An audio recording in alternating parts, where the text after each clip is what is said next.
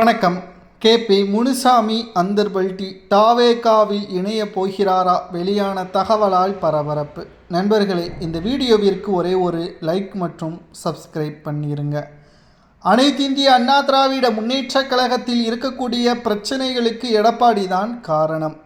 இனி வரக்கூடிய இடைத்தேர்தலாக இருந்தாலும் சரி, உள்ளாட்சி தேர்தலாக இருந்தாலும் சரி, அதிமுகவின் நிலைப்பாடு தோல்வியில் மட்டும்தான் முடியும். ஏற்கனவே 15 கோடிகள் ஒரு சீட்டிற்கு எடப்பாடி வசூலித்தார் என்ற குற்றச்சாட்டுகளும் அதிமுகவில் இருக்கிறது.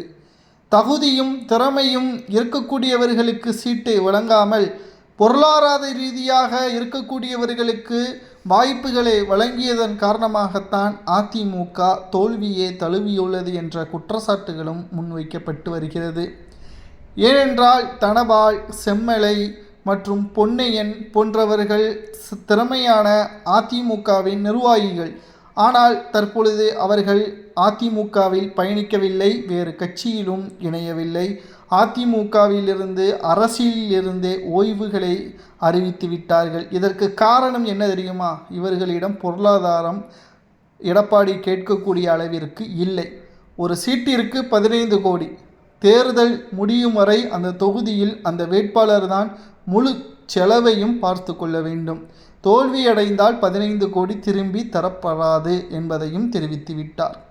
இப்பேற்பட்ட ஒரு அரசியல் கள சூழலில் எடப்பாடியின் செயல்பாடுகள் தற்பொழுது மக்கள் மத்தியில் கடுமையான கோபத்தை தான் ஏற்படுத்தியது.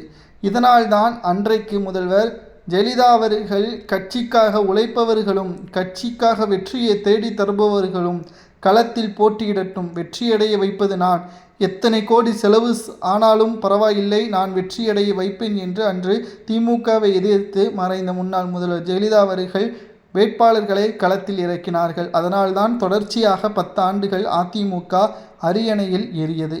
ஆனால் இப்பொழுது இருக்கக்கூடிய அரசியல் கள நிலவரம் முழுமையாக அதிமுக பணத்தை வைத்து மட்டும் செயல்படுவதால் வெற்றி வாய்ப்பு என்பது அதிமுகவிற்கு 100% கிடையாது.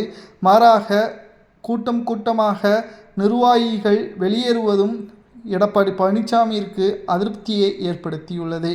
மேலும் கேபி முனுசாமியும் அதிமுகவிலிருந்து வெளியேற உள்ளதாக செய்திகளும் கிடைக்கப்பெற்றுள்ளது. முதல்வர் விஜய் அவர்களது தலைமையில் தாவேகாவில் இணைந்தால் நிச்சயம் அது எடப்பாடிக்கு மிகப்பெரிய ஒரு தலையில் விழுந்த இடியாக அமையும். மீண்டு வருவதும் கடினம். அதிமுகவில் சொல்லும் அளவிற்கு மூத்த நிர்வாகிகள் இல்லை என்றால் அதிமுகவை வழிநடத்துவதை கடினமாக மாறிவிடும் என்றும் அரசியல் வட்டாரத்தில் செய்திகளை நம்மால் பார்க்க முடிகிறது.